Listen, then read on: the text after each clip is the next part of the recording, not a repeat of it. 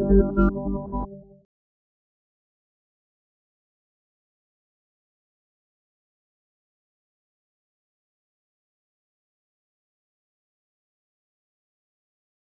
I'm speaking to here, that I don't know what stage you are in your career, but you might be mentoring one person, or you might be mentoring a lot of people, whether you're the one that's ready to take coaches under your wing, or it's straightly that you're mentoring players. But heavy is the head that wears the crown. What you do is crazy important. And we're just going to talk about that for a second.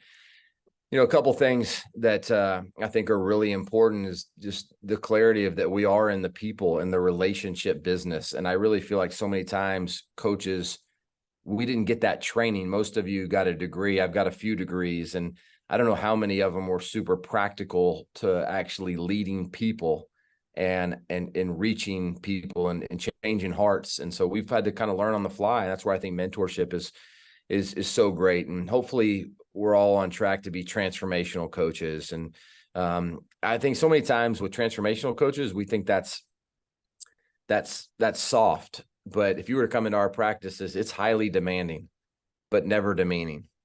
I'll say that again: highly demanding, but never demeaning. And I think there's the choice that we're either a youth pastor or a coach that wants to win. And I think for those of you that are doing it at a high level, you can do both of those things. And, you can't go in there and be demeaning and, whatever it is, and then check the box of praying at the end of practice, because we have a saying that we say all the time: how you do anything is how you do everything. And the way you show up to everything you do matters. And for many of you, you've heard it before, but the only Bible they'll ever read is the story that you live out in front of them.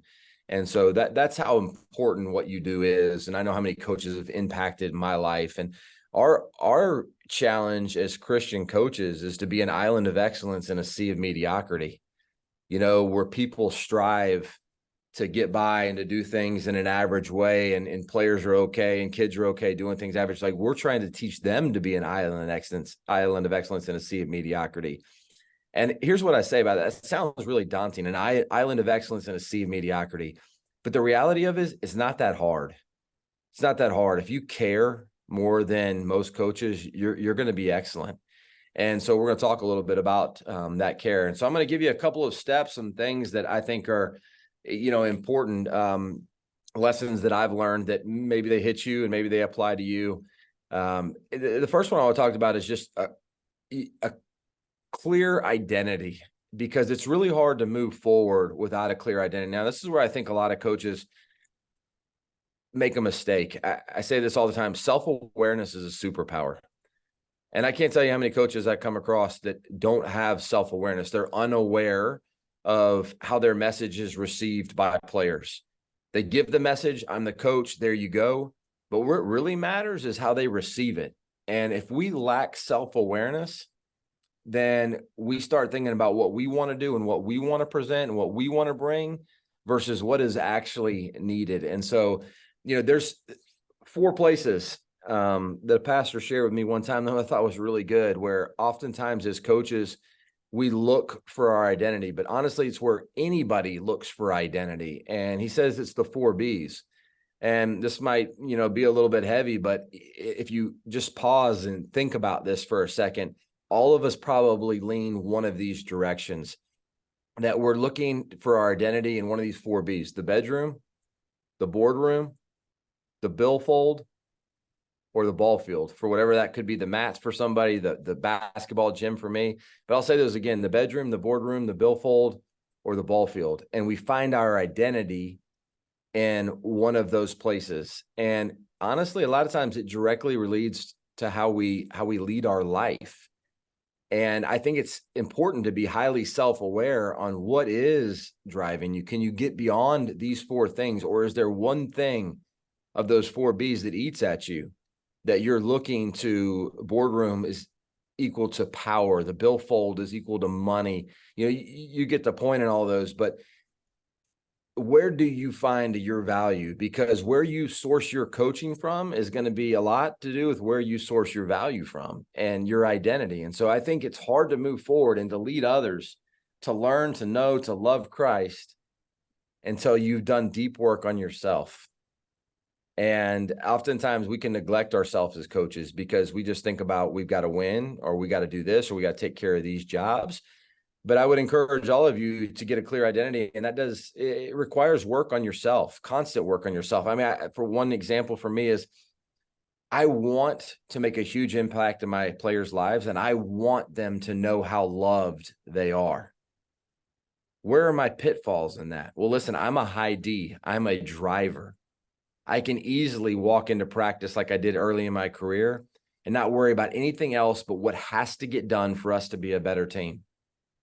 Well, I've put in habits and procedures in place to ensure that I don't do that, that I first connect with my players.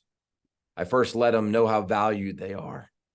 I ask them questions about their life. I connect with everybody before we start correcting. Connect before you correct. You've probably heard that before. But that's a big step. And I don't get there if I don't have some awareness about my own identity, because I'm driven to win. And I can be blinded by that. And it can get me off mission from who I actually want to be. Who I want to be, I want to win. Don't get me wrong. I want to win a ton.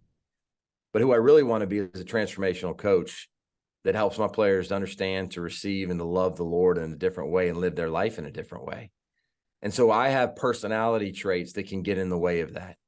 And I have to fight those. I have to put things in place to be able to do that, because again, the way you do anything is the way you do everything. And I'm just going to give you a quick verse here, Matthew 20:25-28. And it speaks to me as a coach. Jesus called them together and said this: "You know that the rulers of the Gentiles lord it over them, and their high officials exercise authority over them." But this is where I like it. When we get to 26, says, "Not so with you." And so, like, for the other coaches of the world and people that are like, yeah, we know that there's bosses and administrators, and we know that there's all kinds of people that want you to do different things, and there's things in this world that'll be offered to you. But he says, "But not so with you. Instead, whoever wants to become great among you must be your servant, and whoever wants to be first must be your slave. Just as the Son of Man did not come to be served, but to serve, and to give his life as a ransom for many." And so when I think about that one right there, it's just like, we're called to lead in a different way.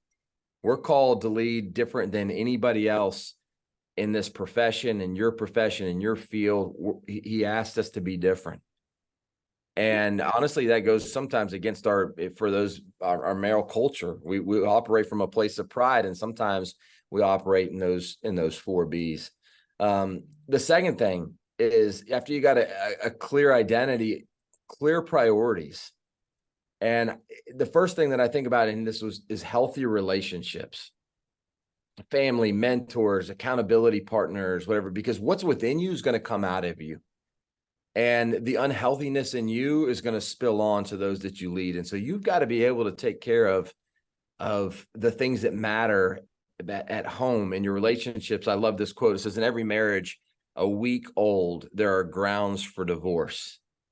The key is to find grounds for marriage." And schedule your family, your relationships before your team. There's enough hours in the day to be great at what you do on the field, in the gym, on the mats, and still take care of yourself and be the husband, the wife, the father, the mother, whatever, to be that. And I think so many times we can get carried away with all of the things that we want to accomplish on the ball field, or maybe what we want to put into our billfold, that we neglect the things that are most important. And then you'll become unhealthy. And then your message oftentimes can be tainted and become unhealthy, and we can get in the way of what God has for us. And the third one is this: it's a clear mission. A pastor once told me this: you have no idea what hangs in the balance of your decisions. I'm going to say that again. You have no idea what hangs in the balance of your decisions. I think about this with my own son and daughter right now. You know, what do I want for them out of athletics? Man, I want somebody that loves on them. I want somebody that lifts them up. I want somebody that leads them to the Lord. I want somebody that sees what I see in them. I want somebody that meets them where they're at. Another mentor of mine gave this piece of advice: when you're working with young people, if you can look at young people and see them one way, as they're doing the best with what they know. If you can look at young people and saying they're doing the best with what they know, and I've just got to meet them right there. And I look back early in my coaching career, and that was a struggle for me. I put people in boxes. I remember many years ago, we had a Division I transfer come in, 6'5" athlete, tatted up, jewelry, braids, you name it, whatever. He's in the gym. He's going there and he's dropping F-bombs and he's all this different stuff, pants below his waist. I walk over to him because we hadn't had an official practice yet, and I put my arm around him. This is after I had been mentored well, and I said, "Hey, JB, listen, man." I said, "I know we haven't spent time together, and I know you don't know how much I love you yet because we haven't built that relationship, but I want you to know that I'm going to love you deeply, and I want to help you. I really want to help you be the best version of yourself so it impacts the rest of your life. But for right now, I just need you to trust me on this. There's a couple things that we're going to do. We're going to pull our pants up.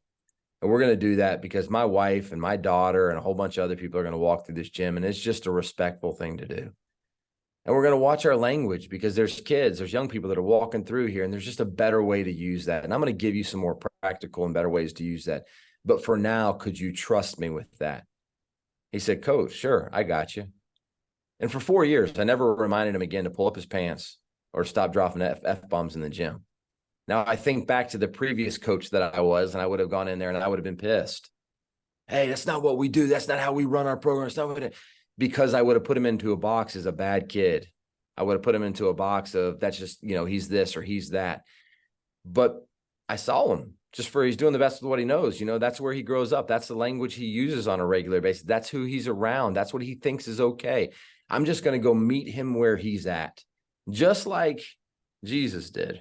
Right. And by no means am I Jesus. I'm far from, and we're not going to share all my sins on this call, but the woman at the well, and how many examples can we give where Jesus just went and met them where they were? And how often are we guilty of putting people into boxes, coming with prejudgment to them? Like all the time. I fight this every single day. If you're anything like me, you fight that on a regular basis. But I pray each day I'm more like Jesus, and I don't fight that I see the same thing that he saw at the woman in the well, and so on and so on. So, I think your clarity of mission, I think is really important. And I think that there's a lot that goes into that. And I think there's a couple of things that I think are important for you to know. And I really enjoyed reading this article, and it says, we have a crisis of our youth, a lack of meaningful relationships and connection with moral and spiritual meaning. What do they need? They need someone to believe in them and affirm them and validate their inherent value and potential. What else do they need? They need a belief system. According to the study over the youth, youth are seeking some kind of spirituality to help them find meaning and purpose in life. And trust me, there's a lot of different types of spirituality trying to get them to find meaning in life. And we have that opportunity as coaches to introduce them to a spirituality that could change their life forever, could redirect their purpose and their meaning in their life. And the third thing is they need a place to belong, a place built on well-defined principles with expectations and boundaries that provide structure and safeguards in the journey to their adulthood. They need mentors. They need to belong to a team, and they really need you to lead them along that way. And so there is your mission. I think the mission of what is needed today, not just what you want to bring, but what is needed today. And then the fourth one is really simple, a clear understanding of your resources. And I'm going to really sum this up in one Bible verse, because so many times as coaches, we feel overworked, overtaxed. We're fighting administration. We're fighting parents. We're fighting entitled players. We are fighting so many things. And I hate to see the number of good coaches I know that have stepped away from the game. I know they're good for young people, but their own health was in jeopardy because of all the things pulling against them. But just a reminder, like it's real simple, John 10:10, the thief comes to steal and kill and destroy. You stop the sentence there, like, it's just truth. I mean, it's truth. But then the second sentence, it just gives us our ammo, like an understanding of yours. But I've come that they may have life and have it to the full. I say not just have life, but have it to the full. You're loaded with ammo. And I know sometimes it feels like you don't have, whether it's the financial means, the backing, the support of the parents, whatever, you might not have all of those things. But behind it all, there's a good God that has a plan to make your life fulfilling, for you to be able to give that to other people by helping them to understand their relationship with them. And the fifth one is a clear direction. And, I don't know if any of you ever read the Joe Ehrmann book, Inside Out Coaching. I think many of you probably have, but if you haven't, it's probably my favorite read of all time, and Inside Out Coaching. And really finding the answer to your direction. And the 4 questions that he asks is, why do you coach? Why do I coach the way that I do? What's it like to be coached by me? And how do you define success? So we talked about how do you define success has a lot to do with that first one. Has a lot to do with the 4 B's, like where do you actually find value in your coaching? Because whether you like it or not, you're going to coach from that place. And what's it like to be coached by me? That goes back to self-awareness. Having an understanding of what is it really like to be coached by me? I ask my players that all the time. Tell me what it's really like. Like, I'm just in pursuit of being great at my craft because I know God's got a plan for me. Tell me what it's like to be coached by me. And I look back and why do I coach the way I do? And for me, gosh, man, I've been so fortunate to have a dad that was like that, to be mentored by Don Meyer, and Coach and I are down Bob Starkey and Mono Watson and Dina Evans. And I could go on. I've had an unfair advantage in the number of people that I've had that love the Lord, that mentored me. And then back to why do you coach, which could go back to the 4 B's. So I think when you examine those questions, therein lies your direction. Like where am I headed and why am I headed that way? Because at the end of the day, unfortunately, we don't always get to see the harvest. And John Maxwell has a great quote. It says, success each day should be judged by the seed sown, not the harvest reaped.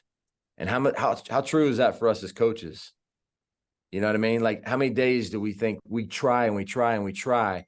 But if you've coached long enough, you know that there's just that other side of it where you've tried so hard with this young person and so hard, and you just don't see anything. I can't tell you how many stories I have of players that 5, 6, 7, 8 years down the road, then it began to change. So you never know what seed you're planting right now. And we are in the seed planting business, and we don't always get to see the harvest, but we've got to stay diligent in that pursuit. And in that direction, Philippians 4:6, do not be anxious about anything, but in everything be in prayer and thanksgiving, let your request be made and known to God. And I think about when we go through this, there's so many times when we want to see the benefits of our work, but we just got to keep making them known to God. Lord, please with this young man, please with this young woman, like to continue that. And I think I know there's power in a praying wife. Like, I've got a special power. I've got a praying wife, and it is a special thing to have. But I would say the same thing, man. Like, what if each one of those individuals had a praying coach that was praying for them? Like, that's a special thing. God hears that. God wants that. And our players deserve that. And then finally, I think you just got to perseverance. Galatians 6:9, and let us not grow weary of doing good, for in due season we will reap if we do not give up. And I'll read that again. Let us not grow weary of doing good, for in due season, it might not be the season we want, but we will reap if we do not give up. And I think that's what God has called us to, and all of those things. And so for me, I was just dropping those things off with you. I'm happy to answer some questions or give some thoughts about how you practically apply that to your team or whatever it might be. But I think getting that heart right, getting that mind right, getting clarity on why you're doing what you're doing. Like, I wake up each and every day excited because I know my mission. And I'm thankful for my mission field. And if you don't know what it is, and oftentimes you don't know what gets in the way of you actually doing that, it's hard to move it forward the way that you want to move it forward. And those are lies. Those are the devil getting in the way of the things that God has for you. And so we want to get those out of the way, because I know each one of you in this room, like, man, there's somebody out there today, tomorrow, whatever, that's going to come into your path. God strategically put there. And one of my greatest fears in life is that I'm going to miss that day. I'm going to miss that one. And we've just got to have open eyes, open ears, open heart to see what he has for us each day, because there's no skill more important than availability. And carving that out of our tough schedules to make sure that we have availability to do his work will free us up to accomplish what he needs us to accomplish each day. So, Coach, I'm going to pause right there and see if there's any questions or anything as far as practicality or a message that I can help with. Awesome. Well, we'll open up to the room here for any questions. If you speak up, the camera will pick you up, and Coach Rosene will be able to share and see you. So feel free to ask any questions. If not, sure, DP's got a couple.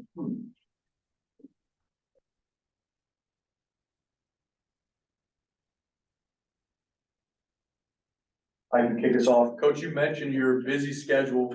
What are some practical ways that you prioritize your relationship with Christ? What does a day in the life of Coach TJ look like? Yeah. Well, first of all, I do a lot. I am part owner of a couple businesses. I coach a college basketball team, and all kinds of other stuff. Right now I'm leading the presidential search for our new president at our college. The list goes on and on of things that I do, but none more important than being a husband and a father, right? And none more important for me to do those well than to spend time with the Lord. And so when I look at to just practically answer your question, because this is what I need. Other people may need different, but I dominate my schedule. I dominate my schedule in a way that there's one thing that I put in first to my schedule every day, which is my morning routine. I know I'm going to start my morning out with a couple of things. I'm going to start it out connecting with the Lord. I'm going to start it out counting my blessings, and I do a gratitude exercise every day to put myself in the mindset of having just great gratitude. I mean, we have one major pillar in our basketball program, and that is gratitude. And I believe that if you can coach a team full of thankful players, you're going to enjoy your job. And so each day, gratitude is at the top of our list, and we build that into everything that we do. We start practice with gratitude. Celebrate a teammate or celebrate something good that's going on in your life. We end practice that way all the time. We pause in practice, put them in groups of 3 or 4, before we go to water break. Celebrate something you saw somebody else do. Celebrate something you're thankful for that a teammate did. Like, we constantly work on gratitude. When the heart is full of gratitude, it is amazing what can come from it. But I start that every morning with my morning routine, and then I move in my calendar for the week and the month, and I put in the things that I'm going to do with my wife, and then I work towards my kids, and then I build everything else around it, all my jobs, my practice, whatever. But I'm going to fill the calendar with the things that matter most first. Otherwise, we're going to get to the end of our life and our calendar is going to be screwed up. And it's going to look a lot different than we actually wanted it to look. And so I'm meticulous about building out a calendar, because I believe there's enough hours in the days to do all those things that you want to do. You can be a great husband, wife. You can be a great father. You can be a great coach. You can help lead business. You can do anything you want to do. But dominating my calendar with my priorities, and that being my relationship with the Lord, my ability to be a husband and lead my family in a godly relationship. And then step 3 to my kids. And then after that, it's pouring into my players. And then I put all the other things that fill in behind that. Thank you. Yeah, great question. I drove closely with one of your former players this year, Michael Wright at UIS. Yeah. And I was hoping he could get here today, but he's working. But he mentioned your consistency was a trait that when he thought of you, he thought of consistency. What are some things that can be stumbling blocks for a coach to keep a high level of consistency? Yeah. What a great question. I appreciate you sharing that. First of all, Mike is a phenomenal young man and had 4 great years here, and super proud of him. And what Mike was consistent. He showed up every day and got his work in. And I think when Mike speaks of consistency to me, it's you want to build a stable place for young people to be and to go and to do. Now, look, not everybody loves what I do. Not everybody loves how I lead. Not everybody has, but when you're consistent, I think they feel safe. They feel safe to, today coach isn't going to tell me this thing and the next thing he's going to go off his rocker. And then and when I think of consistency and what I think maybe Mike is talking about there is that not super high, not super low in any of those things, just trying to walk consistently with the Lord and do my best. And here's one that's probably outside of the box, but I think ties directly to consistency is vulnerability and forgiveness. I ask for forgiveness from my players and my team all the time, and I'm super vulnerable that I have a lot of weaknesses with them. And I think that is a consistent thing that they say on a daily basis that frees them up to do the same, to be vulnerable and to say, I'm sorry, and to ask for forgiveness. And so I think that there's not a place of fear. Now, again, demanding, but not a place of fear. And I think when they see me consistently show up that way, they're not operating from a place of fear or unknown. And I think it gives them security, and it feels consistent and it feels safe because those things are in place. Yeah, he said one thing he liked about his 4 years at Emmanuel was he was not consistently on an emotional roller coaster where there was real stability, where he could, come in and, he knew what he was going to expect. And then basically that sort of transferred over to the way he created habits that really ended up in him being more consistent than he was when he came in as a freshman. So that was something that really stuck with me that he said. And basically, I saw that in him the entire year throughout the season, whether he was in a personal slump or whether the team was in a slump or whether they were going well. It was sort of just an even keel, the whole thing. Yeah. Yeah. And I'll be that trickle down from probably John Wooden mentoring my dad mentoring me, and I think when you're grounded in what you think and what you believe, it's easy to be consistent because you know what matters the most. And that's why I go back to the beginning when I talked about clarity of mission and identity and all of those things. Like I have what I call a commitment statement.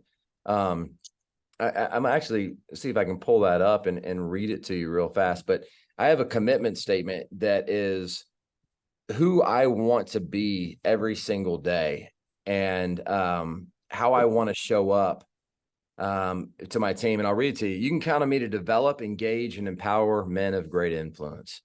I expect greatness. You can count on me to hold myself, the staff, and our team to a standard that is unmatched and taught with excellence. I will not only lead the way, I will go the way. I communicate to challenge and uplift. I will be shaped and we will be well shaped.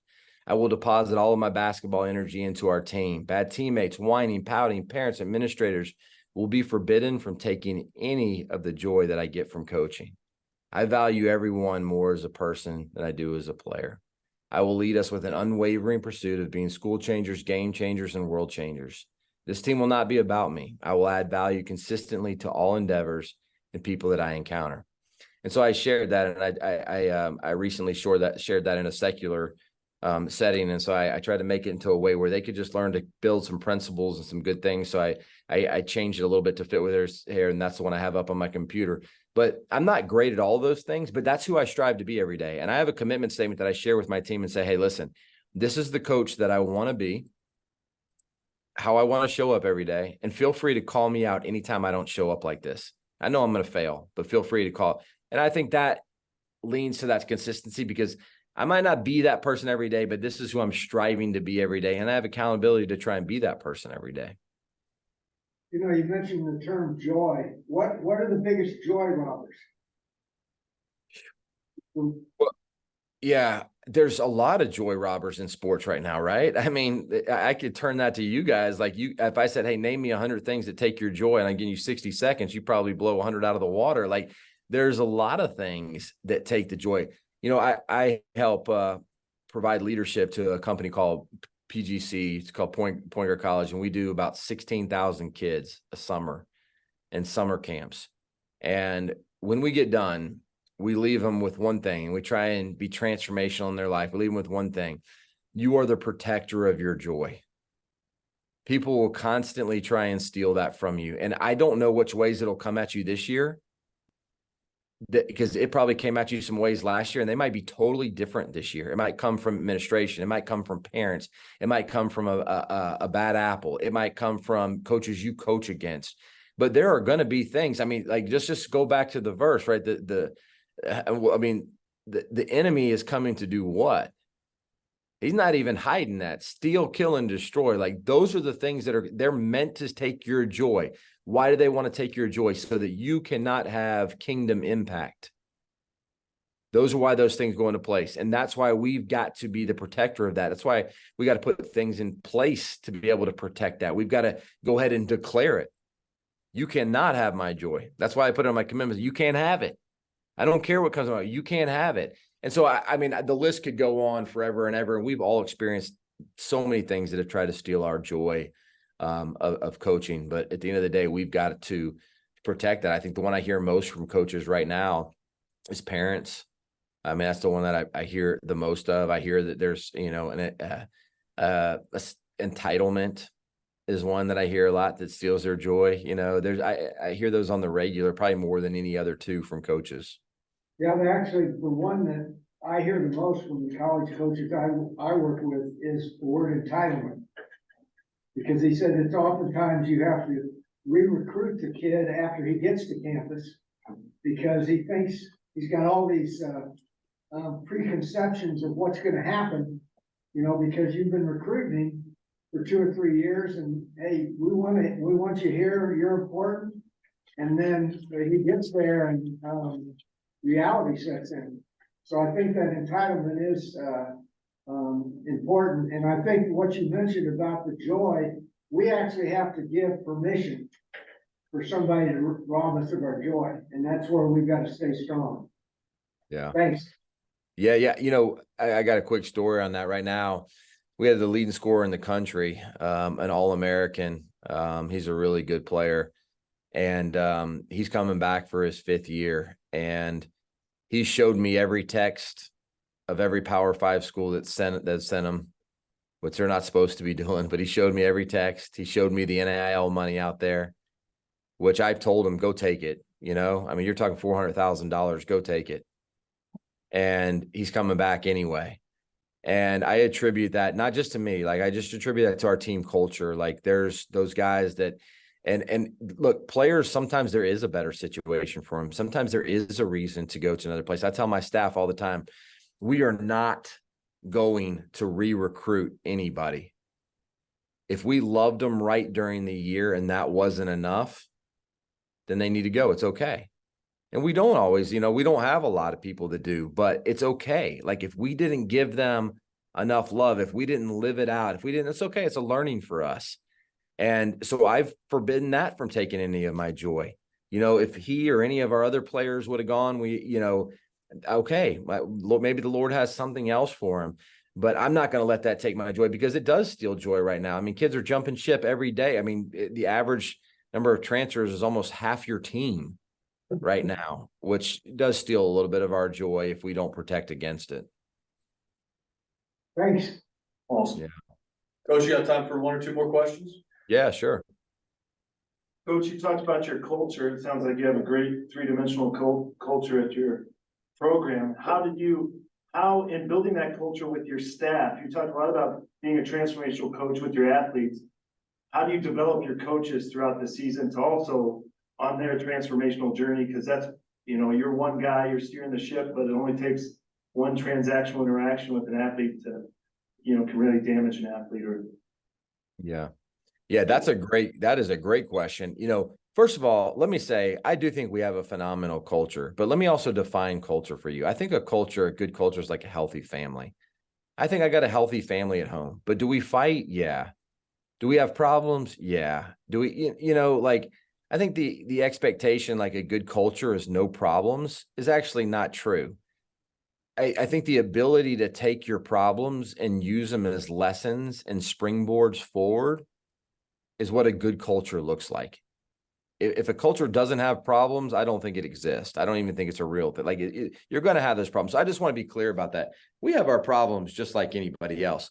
if I had to say what we separate ourselves in, we handle our problems by empowering people in different ways. And when you talk specifically about staff, I would just say that there's one thing that I think is missed more than anything is coaches get so busy trying to accomplish what they need to accomplish, they forget to grow the people in their care. And when the people in your care are not growing, they grow stale. They look for other things. They don't want to be a part of it. They don't understand their value. They don't know where they contribute. So the first thing that we do with all of our assistant coaches, so we have a lot, and we don't have a lot of money, but over time we've grown. Like, we've built a student assistant thing where we've built a program where these guys love it, and we've got 3 student assistants and a 4th coming, and so we got a whole bunch of people that we got. Why do they want to be a part of our program? They want to be a part of our program because they feel important, they feel valued, they feel like we're trying to help them and grow them. And we give them responsibility so that they matter, that they feel like what they do matters on a regular basis. And so growing them on a regular, like, we meet as a staff, we do different, devotionals together. I try and pour into them the same way I would players and get to know them, whatever it might be. But we also recognize our weaknesses and different things we do. Like, I have an assistant coach, Graham Maxwell, who he is unbelievable at loving on people. Like, I'm a D and he's the opposite. If it was up to him, I don't know if he would get anything done all day, but he's going to love the heck out of some players. Like, he's just going to do that. And so understanding that balance and where we each need to adjust and grow, but specifically to the people in your staff, the thing that I think holds back is we're not intentional about it. We're not trying to grow that because we've got too many other things that we've got to do. And so we have things in place like where we meet on Monday mornings and do our Bible study together. Our text change of gratitude, where we start a couple days a week with texting each other back and forth about gratitude. And then we call 7-minute check-ins as well. So every day I do a 7-minute check-in about what are you doing well. We start that with celebrations, meaning, hey, what do you celebrate that you've done? So tell me something good you've done. Okay.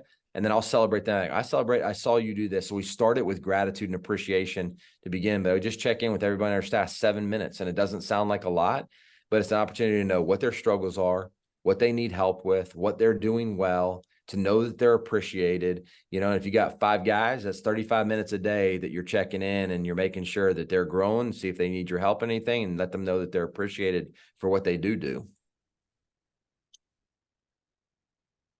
Awesome. Any other questions, Coach? Coach, I got one more for you here. How do you find a way to weave in your family into your culture and your program? Yeah.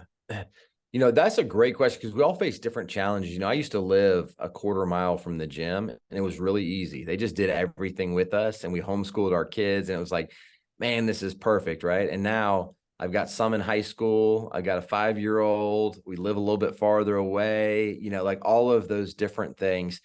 But I am constantly looking for ways to do that. One of those ways that I do it is, early on, we speak to our guys. We try and cover off every topic. And one of the topics we speak to them about is how we treat women. And so we have Coach Graham's wife, my wife, and sometimes somebody else come in and they tell their stories about what it was like being pursued as young ladies, things that they went up against, things that hurt them, things that made them feel inferior, things that made them whatever, and then also things that made them feel great and made them feel special. And so just incorporating them, one, really early, I incorporate my wife. I have her have some level of vulnerability so they see her in that light rather than just Coach's wife, like share and open up. And so we do that really early with our staff. And then with our kids, I think it comes down to like things that we can do to have them. Well, I say this, quick story. I was teaching a PGC camp one time. A young lady said she wanted to go home. She was feeling miserable. I helped her through that week, talked to the dad a bunch of times. I didn't know it at the end, but this was probably a billionaire guy at the end. And he created some pretty famous things in society. And I didn't know it till the very end, but she stuck it out. She had a great experience. And he came up to me, and after the camp, he offered me a gift. I said, I can't take that gift. He said, He said, I would do anything I could to help you. And I said, well, why is that? And he said, really plain and simple, you'll understand this one day. And I was too young to understand. He said, but when you're young, your heroes are athletes and rock stars and whatever. And when you're old, your heroes are those people that pour into your kids. And that's the unique opportunity that we have to be able to pour in others. And so I want the same thing for my family, like for my kids. I want for those players to have opportunities to pour into my kids. And so I'm intentional to create those. I have them do one-on-one lessons with my kids in basketball. Some of them I have, all of my kids right now are mentored in some way. I have one that teaches my 16-year-old son how to play the piano. I have one that works with my daughter in basketball and doing drills and playing with her. I have one that helps my youngest daughter with her studies. And then my 5-year-old, he just kind of hangs out and has fun. But the other 3 children are all mentored by one of my players in some way, form, or fashion. And it was intentional about that and respecting their services too. I pay them $20 an hour to do that. It's an opportunity for them to earn some money, but it's also an opportunity for them to be, my kids to be mentored by somebody. And so that's a way that I think is really important when your players can become the heroes to your children and they see how important that is to you, it becomes cyclical. Awesome. Thank you, Coach, for that. Would you mind closing us in a word of prayer? Yeah, absolutely. Hey, thanks for what y'all do. I can't say that enough. I almost get emotional every time I think about it, like how important a coach is. I look back at my career and I think, man, I know I failed some kids, and I didn't want to fail them, but I know I failed some. And I know you're going to be around kids and it's, could be my kid, could be your neighbors, could be whatever, but like, thanks for what you do. It's so important. So Lord, I lift up each and every one of these coaches. I give you thanks and praise and just glory for your ability to use them and to give them the skills and to give them all of the gifts that you've given them to be able to make an impact for the kingdom, Lord. I've got a really simple request from you. Can you have great, mighty, and wonderful things happen in their life and in their career and for their athletes and for their staff this year? I know that you can deliver on that, Lord, and I boldly ask great, mighty, and wonderful things for each one of these coaches. It's in your name we pray. Amen. Amen. Thank you, Coach. Yeah. Thank y'all.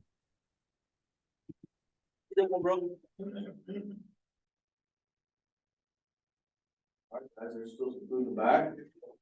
We're gonna hang out.